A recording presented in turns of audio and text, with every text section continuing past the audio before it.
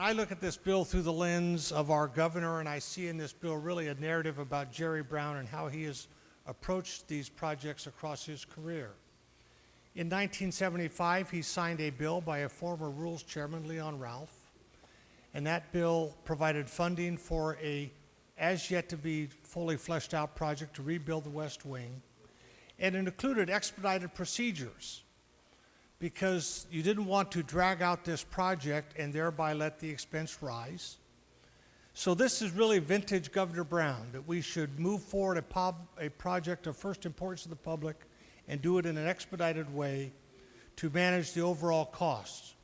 That earlier project, the West Wing, evoked similar debate at the time it was unfolding.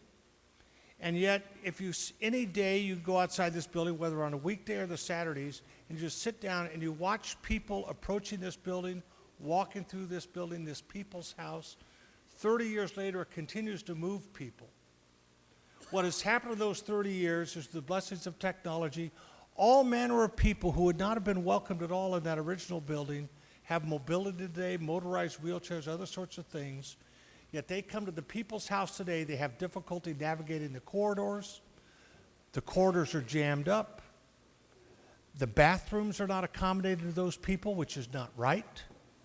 So this people's house, and that is what the building is about. The symbol on the staircases that hangs down is a pineapple, which is an 1860 message about welcoming people. This project is about getting the parking out from beneath our building where it is a hazard, opening up the building so that there's room for people to pass without jamming the corridors. There are facilities that whether you are able-bodied in the conventional sense or mobile because of the blessing of technology, that you are welcome here, technology that supports our work. I can assure you, I never worry about the character of members' offices. It's how people can enter in and interact with this process of governance, this deliberative democracy. That is what this building will support.